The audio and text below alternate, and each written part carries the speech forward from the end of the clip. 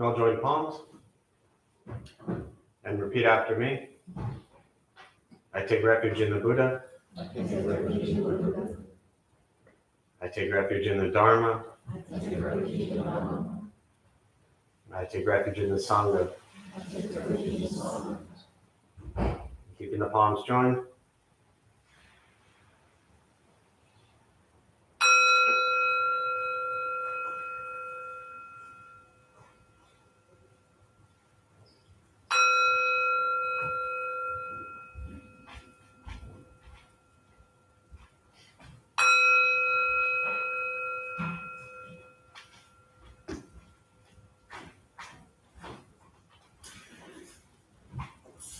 Put the palms down.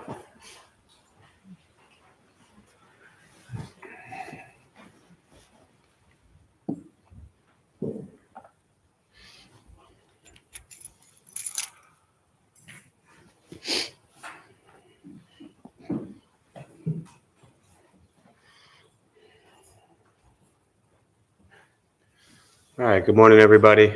Nice to see you all. Welcome the half of you who showed up today, and the other half of you who are at home afraid to go out in the rain. The 2 weeks a year that we get rain here in San Diego, the world shuts down. Glad you're all here. It is pretty crazy out there, so drive safe. Anyone here for the first time? Welcome. What brings you here? I knew that was coming. I could tell. Yeah. And that was it? Just pulled you here, said, let's go? That was it. Nice. Well, no expectations, nothing. Making it easy on me. Right on. Thank you. Yeah. Glad you're here. Anybody else? First time? What brings you here? Yeah. Say again? She brought you. Did you get any expectations or told anything? Or were you just like, hey, follow me? I heard it was pretty nice last week. Oh, really? Not just last week? That was it? This is her second. Oh, that's right. So, all right. All right. So I just have to maintain what I did last week and, try not to fall too far. Well, welcome. Yeah. Glad you're here. I came on my own. Yeah. Right on. So brave. Yeah. Yeah. To find community. Yeah. Nice. This one, the one here is okay. There's a lot better ones out there, just so you know, but I mean, you got to start somewhere. San Diego, I say this all the time, but I mean it very seriously every time. San Diego is filled with Buddhist communities, meditation communities, yoga communities, spiritual communities. I don't want to say too many, but often it can seem like it's too many because it is very scattered. But there's a lot in San Diego, and it's really beautiful to have so many resources here locally. And, within probably 10-mile radius of here, there's probably 30 Buddhist temples, communities. And I always encourage people, go to all of them. I know most people don't actually go to all of them, but, go to a few of them, check them out. There's a lot out there. Go see what's out there. See where you're comfortable. If you're here for the first time, I mean, I don't know. I feel like most people know kind of the moment they show up somewhere if they're comfortable or not. And even if you are totally uncomfortable, staying for the hour probably wouldn't be the worst thing in the world. But go to these places, see where you're comfortable, see where you feel like you can learn something, see where you feel like you can benefit from, something that's being shared. But it's really important, especially for those people who their only form of Buddhism or meditation practice for 9 years has been here. Now I just tell people go places, not that I'm trying to get rid of you, but go see other ways of practice, other forms of practicing, other ways of doing things. What I refer to cultural temples are very different, very beautiful, and really wonderful to experience. There is a 2,500 year history of Buddhist practice. And so to see how different, you're welcome to come in. You're okay. Oh, sorry. See how they're, shared and practiced differently. I think it's really important just to see other ways of practice. So, well, to those of you who did all stay home and are now joining us virtually, welcome. Glad you're here. Feel free to say hello. There's a chat box somewhere on your screen. So we'll start with a meditation practice. A couple things to tell you before we begin. Nothing's going to happen to you. You're not going to float away. You're not going to have any mystical, magical experiences. The mind that races all day long is not going to shut off. Don't judge your practice, meaning don't ask yourself, is this working? Are you doing it right? Are you doing it wrong? We're just going to sit and breathe. The mind that races all day long is going to continue to race. It won't shut off. You won't think nothing. You're not trying to go blank. You're just going to sit as your mind races. I'll say things periodically to remind you that you're lost in thought or bring you back to present moment. Posture, you just want to be comfortable. If you're on a cushion, often it helps slide into the front third. Pushing the stomach forward allows the back to straighten. If you're on a bench or chair, however you're seated, also just trying to sit up straight. If you need to move during meditation, simply move. Doesn't make you a bad meditator, just means you need to move. I will guide us as we begin, and we'll settle. There's plenty of chairs if you want to come up, really. You're not interrupting anything or anyone now that I've totally embarrassed you, but yeah, you're welcome.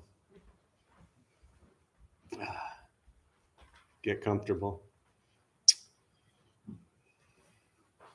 Most important with this practice, don't expect anything, right? Often we go into meditation, especially for those who are new, expecting something to happen, and you'd end up sitting there for a period of time just expecting a lot to happen, and you'll end up really disappointed. So we're just going to sit, we're going to breathe. I'll guide us as we begin. We'll settle into a little bit of silence.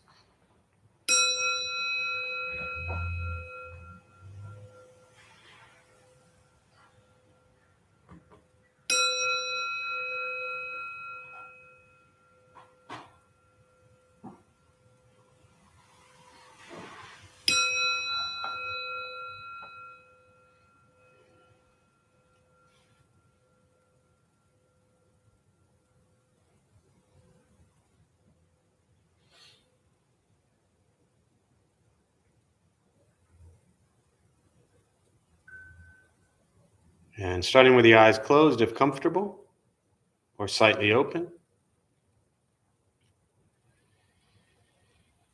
Mouth is open or closed. We'll start with taking 3 deep breaths slowly.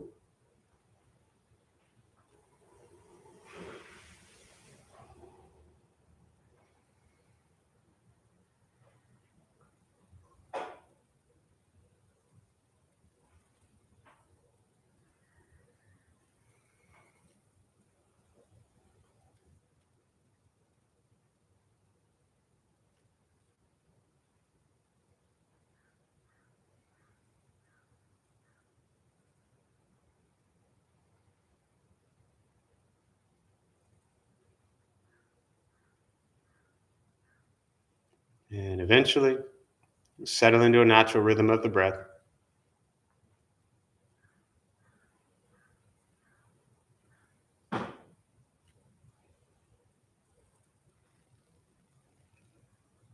Noticing the mind as it wanders, jumping from thought to thought.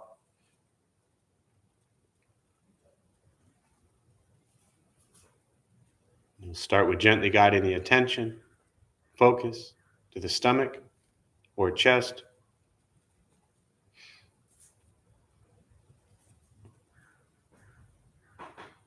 Breathing in, feel them rise. Breathing out, they fall.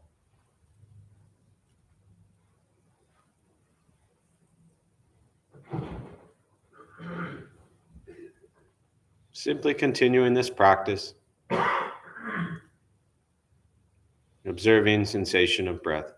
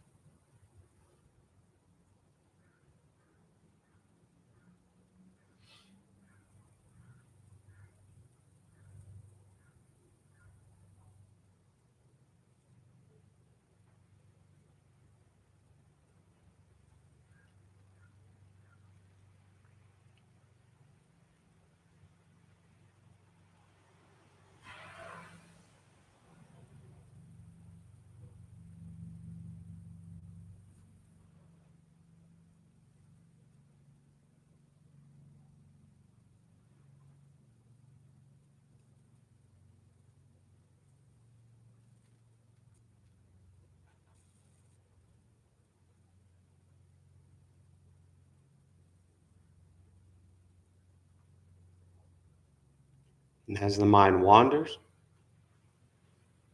lost in thought, recognize it, release that thought, return attention, focus to the breath.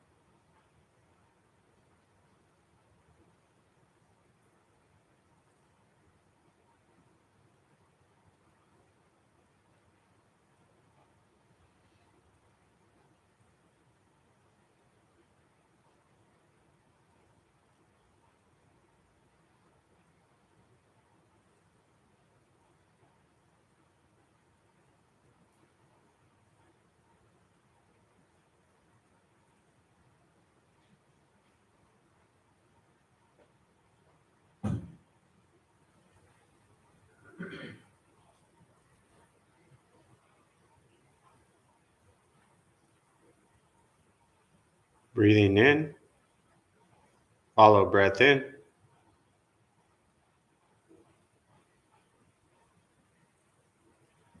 Breathing out, follow breath out.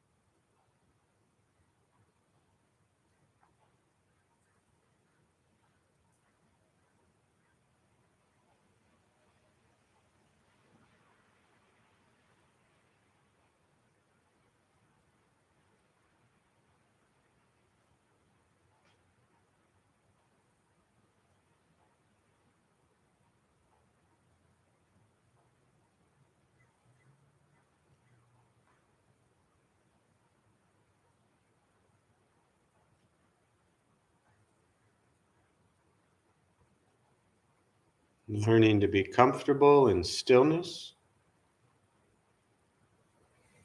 in quiet,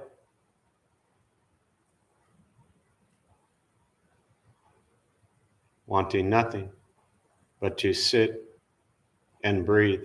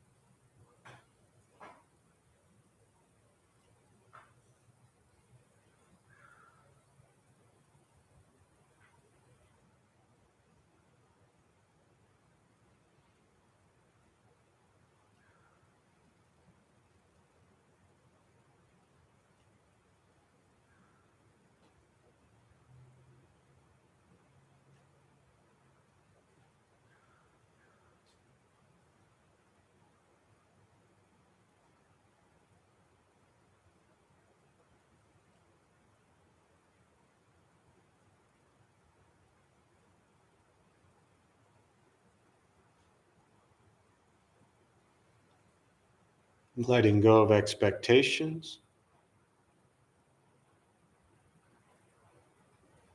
letting go of judgments from the practice, just sitting, breathing.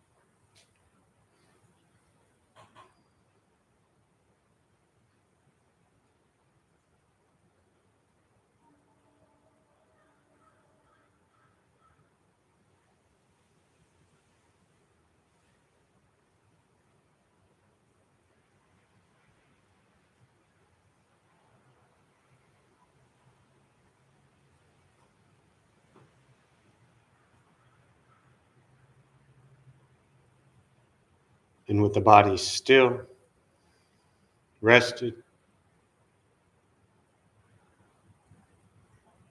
and the speech quiet, aware of all sounds, and the mind learning to settle, know what it's like to just sit and breathe.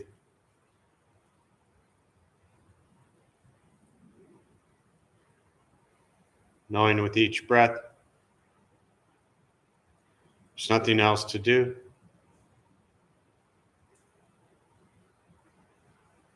Nowhere else to go. And no one else to be.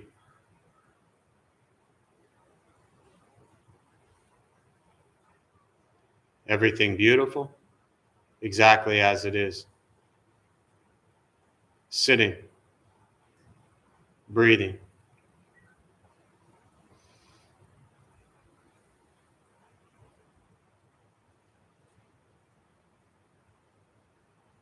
And once again, taking 3 deep breaths slowly.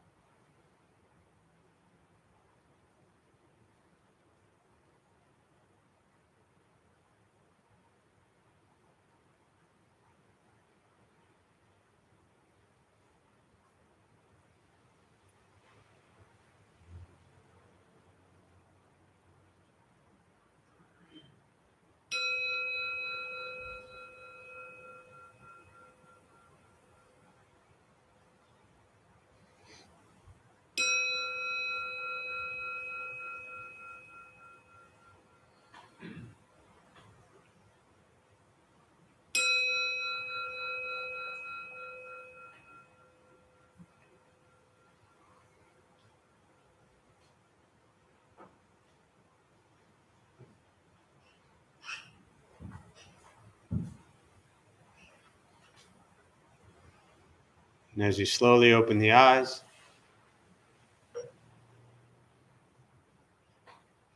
slowly beginning to move. And most important, with the practice of meditation, is to recognize how you feel now, immediately after. Compare this to how you typically feel throughout your day. Recognize the difference, if there is one. And ask yourselves how you'd prefer to feel every day for the rest of your life. And realize however you feel now, if it's quiet, calm, and still, or a busy mind, racing mind, whatever you're sitting with at this moment, it's not from anything I said. It's not from how we sit and hold the hands or cross the legs. It's not from the sounds around us or anything else for that matter. It's everything to do with your own mind and your own mind's reaction to an external condition. This is what the Buddha called pratitya samuppada, means dependent origination. This is the basis of the Buddha's awakening.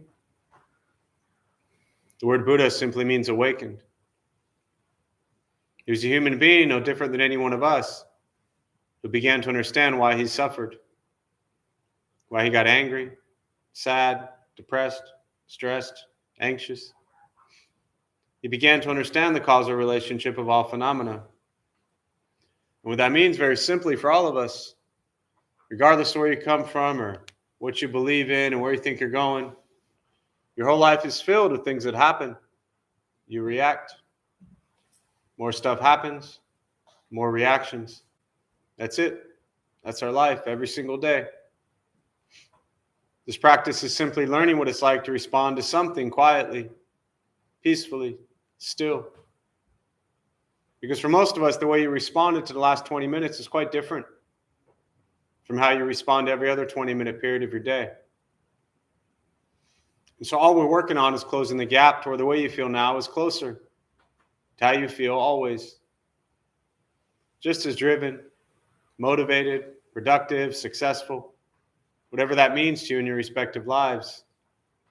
But with a mind that's steady, clear, focused, distracted by nothing, and disturbed by no one. It's not an easy practice. It's not necessarily always fun. It's not an escape, as often people think it is. It is direct perception into the present moment. And the present moment is filled with conflict, chaos, difficulty, challenges. This is life. This is what we get. This practice is learning to be with life as it arises. Meditation is free. Buddhist practice is free. It's just sitting, breathing, becoming aware of everything you think, everything you say, and everything you do. And that's all. We spend so much time trying to change, fix, control, manipulate everything and everyone around us. And that can get exhausting. It's hard enough for us to do the things we want to do, if for some reason we think we can convince everybody else to do what they should do. Once we stop and we work on changing our mind and our reaction to the world around us, life gets simpler. And then as we engage in the world, which we should, this is not closing your eyes and pretending everything is okay. The world is a mess. But the world's always been a mess. And sadly, the world probably will always be a mess. But my question always is, are you a mess? And so this practice starts with taking care of your own mess. I mean, assuming you have one, but you are here Saturday morning at 11 o'clock in the rain, so something got you here, right? And I know that all too well. I always say this practice has not fixed the mess of a mind that I have. It's helped me see it. It's helped me understand it. And it's helped me not respond and react to every little thing that goes through my head. Thoughts will come, thoughts will go. That's life. So with that, I'll pause. For me, I always really prefer to respond to questions, meditation, Buddhist practice, anything you're sitting with. For those joining virtually, again, welcome. Glad you're here. Thank you for showing up. I do love how there's half as many people here in person and twice as many people virtually. So I'm still glad you showed up virtually. Glad you're here. But If you have any questions, you can put them on the chat box, say hello. I'll do my best to respond. But we'll open up to questions around meditation or Buddhist practice or anything you're sitting with. Yeah. Why is it so difficult to experience reality directly? I'm always in my head telling me what's happening, what's going to happen, what I'm going to do, but to just be present what's going on is really challenging. So you actually answered your question in your question, which is great, because to paraphrase for those who didn't hear it, what you said was, why is it so difficult to experience reality as it is? Because I'm always in my head trying to figure stuff out. Because you're always in your head trying to figure stuff out. That's the answer. I mean, you are always experiencing reality as it is. There is no other way to experience it other than present moment. What happens is there is a very quick, like super quick, I was going to snap, but even that would be too long. There's no way I can express how long, like what that time frame is. But there's a moment where we experience reality, and then we begin to process it, try to understand it, before we even explain it to anyone or express it or share it, we try to make sense of it. So there is present moment reality. And then there's our interpretation. So you use the word, why is it so difficult to experience reality as it is? You are only experiencing reality as it is. You are interpreting reality completely differently. Zen practice, we call it present time awareness. You are just fully present with each moment as it arises. That is it. And then that is done. And then there's the next present moment, and the next present moment, and the next present moment. And every single moment is present time awareness of life as it is. One of the names of the Buddha, they called him Tathagata, which means suchness. Things as they are. Our challenge, our difficulty, is that we then turn into these analytical folks trying to understand and process and explain everything. Stop doing that. Very simply. Yeah. Really difficult to do. I also want to add, just to confuse you and everybody else even further, is that there's this reality, like in this conventional reality that we live in, that all of the things I just said, as far as understanding, explaining, expressing, all of that stuff, that is how we function in life. And it keeps us alive and it keeps us safe. So it's one thing to say, stay present, present, present. But it's another thing to say, well, if the fire is hot and I put my hand in it once and it burned me, then I know, don't do that again. So the balance, the challenge, the middle path is to begin to become aware of where in our lives are we experiencing present moment as it is, and then does it turn into a whole big story? Anyone in here make stories up in their head about things that I haven't even finished the question. Half of you have already surrendered, you know? Like that's the reality, our conventional reality when I say that. That is not reality. Reality is all of us have stories in our heads of things that happened 30 years ago. And we have told that story over and over and over again. And I also want to add, I'm not suggesting that we just pretend the past didn't happen, or that we don't pay attention to things that have happened in the past, or that we ignore them or suppress them or bury them or all that, therapy stuff. Pay attention to it, deal with it, process it, use it in a healthy manner to learn and grow and get better and all that stuff. But once in a while, maybe don't spend your entire life trying to process everything that has ever happened to you in your entire life. Because then you're actually going to miss the present moment. You can't experience life as it is if you're too busy stuck trying to figure out everything that's happened to you from 5 minutes ago until the moment you were born. And that, sadly, is where most people spend their time. Therefore, we're not present with what's happening now. We're wrapped up in a story in our head from the past that made us sad or angry or depressed. We operate from that place, and then we just do more stupid stuff that creates more stuff. Like today, you're going to do a bunch of stuff today. Don't do things today that 5 years from now you're looking back on and saying, I wish I didn't do that on today. But if you're stuck in the past thinking about how miserable things were and how depressed you are, then how are you going to feel? Miserable. And when you're miserable and depressed, how do you act? Miserable in a way that makes you feel more miserable. Right. So 5 years from now, you'll be looking back at this afternoon and you can reflect on, did your actions come from loving kindness and compassion and generosity and morality, or do they come from greed, anger, and ignorance? And all of that determines on our state of mind. That's where gratitude comes in. That's where appreciation comes in. That's where we can look at our lives and say, I've made it to this point. You all have made it to this point, or you would not be sitting here right now, no matter what your story is. And there's a bunch of them in this room. You're here. So think less. Yeah. Yeah. I have a question. Yeah. You talked about, and that triggers the question. Yeah. You talked about that within 10 mile radius there are 30 Buddhist organizations. And we should try that. Yes. I'm one of those people who have been coming here for many years, having known them. Yes. But what I wanted to avoid was strive for another thing, like a perfection. Mm-hmm. And I'm doing the same thing for meditation. People try different meditations, try to find the best one. Yeah. Am I right in thinking that what I have is enough? Sure. And just stay with that and just continue to do that? Sure. Why do we want to add another strive in our life? Yeah. Another thing to strive. No. Yeah. Fair enough. And there's like 18 questions in what you just said.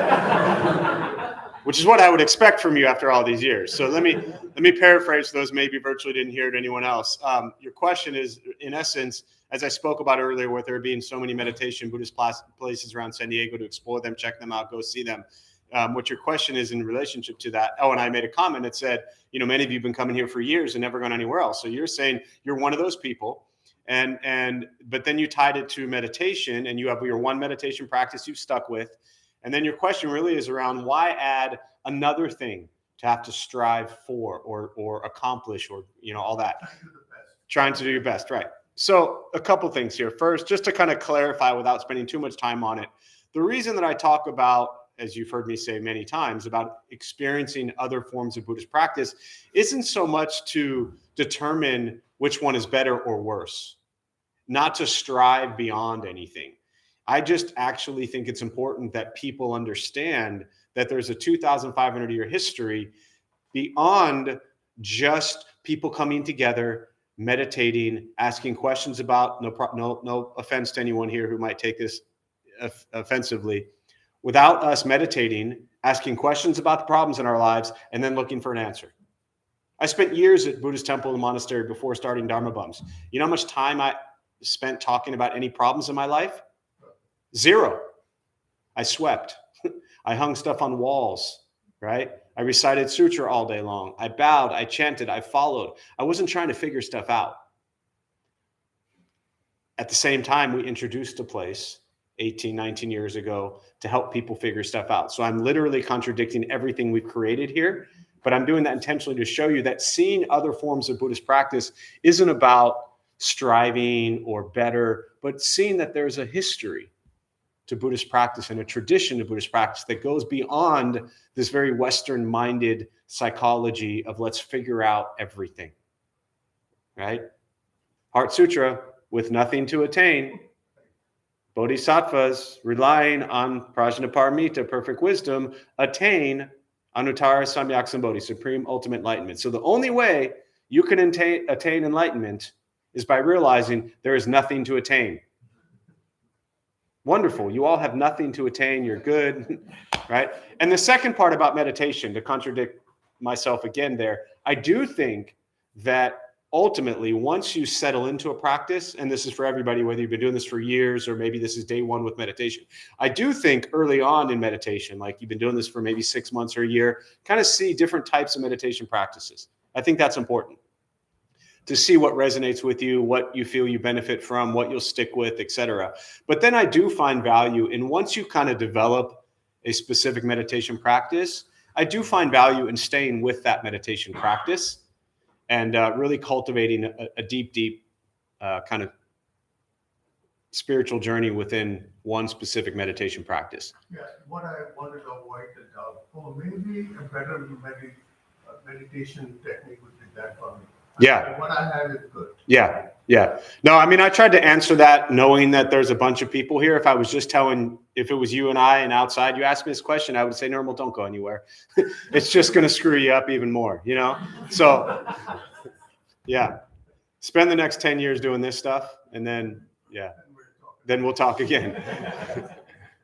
Yeah. What else? Actually, yeah.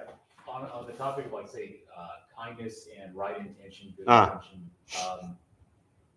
I find that I probably overthinking it and struggling with that, because part of me realizes my perspective on what might be the right intention or a good intention for someone is also based off the story and my perspective. So I guess my question is, like, how to both drop the story, get back to reality, but then also determine what action I can take to show good kindness and intention, but also recognize, like, I'm also kind of selfish and self-interested. Like, if I want to say get married to somebody, am I getting married to them out of pure good intention to bring them benefit, or am I kind of selfish because I'm attracted to this person, I want them in my life? Yeah. Yeah, understood. I'm definitely not responding to that question directly, first of all. But what I will say is, and you've heard me talk about this just to kind of set the stage a little bit. When you look at Buddhist teachings, you have the Four Noble Truths. Life is filled with dukkha, discomfort, angst, dissatisfaction. We suffer a lot. Second one is the cause: greed, anger, ignorance. We overcome greed, anger, ignorance with generosity, compassion, and wisdom. The third one is the path, or the third one is cessation of suffering, which is, freedom from attachments and freedom from our, strong views. And the fourth is the path, the Eightfold Path. And this is having correct views, thought, speech, action, livelihood, effort, mindfulness, concentration. All of that's on Google for free. Like, you're good to go. Just spend enough time, the first couple Google searches, and you can read Four Noble Truths, Eightfold Path. It's all right there. Your question specifically is around, to me, the first of the Eightfold Path, which is important, is the right view. Now, and you use the word intention, but those words can be kind of interchanged a little bit, right? So ultimately, if we had, like, pure, perfect wisdom, right? We say the two wings of Buddhism are wisdom and compassion. If we had perfect wisdom, beyond attachment to self, just this kind of coming from this egoless place, but still recognizing we're here and we matter and we're important, but this really pure place always, we would know what perfect wisdom is. We probably don't. Meaning there are going to be decisions in our lives that we make that we think are the wisest things that are coming from a selfless place, and maybe they're not. We don't always know, okay? So use the word intention, which is then to come back to, what is the intention? To ask yourself very honestly, is this coming from a place of greed about me and craving and desire? Is it coming from a place of anger because I'm frustrated, I don't like how things are, so I want to fix it, or whatever it might be? And is it coming from a place of ignorance where you are ignoring reality and you're wrapped up in your story? Your question is really even deeper than that, because how do you know that when you're coming from a place, again, using your words, not mine, of ultimately ignorance, where you don't know? So there are two schools of thought in Buddhism: Theravada practice. I use this example a lot, or I used to, but the old Buddha Free location in the college area, for years, the owners, before we had it, he was an American guy, wife was from Thailand, and they catered to the Thai community, Thailand. And so we saw all the Thai, Lao, Cambodian monks would come in constantly. And we would ask them if they ever wanted to teach a class, right? Theravada monks. And they're like, we're just monks. What do we have to teach? We're unenlightened monks. What do we have to teach? Now, you ask any Western, Mahayana, Buddhist practitioner who's been around Buddhism like 6 weeks, and they're like, yes, I can teach you stuff, right? This is the Bodhisattva practice, which is the vow to be reborn life after life until all beings are free from suffering, or just to wake up every day with your entire intention in life to help sentient beings be free from suffering. But how do we know? Somebody falls, street corner, parking lot, crossing the street. Your heart maybe says, I want to help them pick them up. Is that the best thing? We don't know. To me, Theravada path would say, hey, I'm an unenlightened, person. I don't know what's best for anyone. I'm trying to cultivate the sense of enlightenment so I know what's best, right?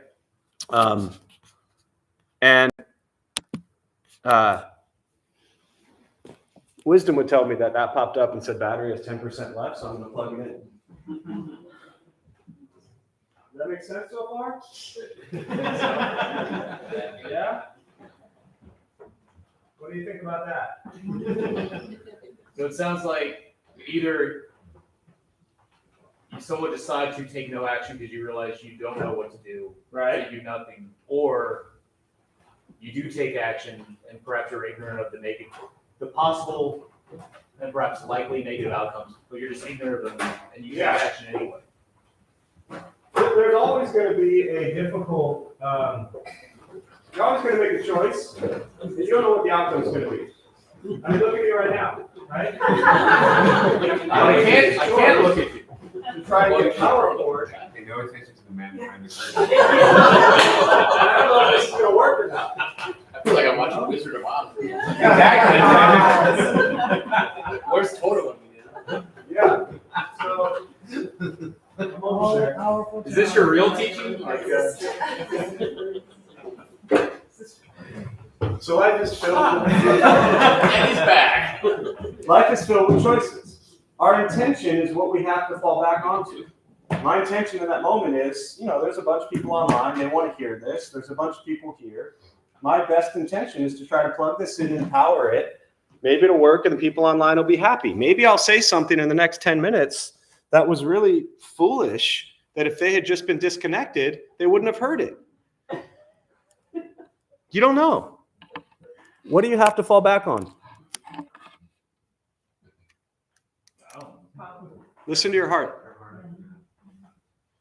To me, that's what I fall back on. Am I always going to be right? Absolutely not. I already know that. But all I can ask is, what is my intention? What is in my heart? What do I think is best? And what decisions can I make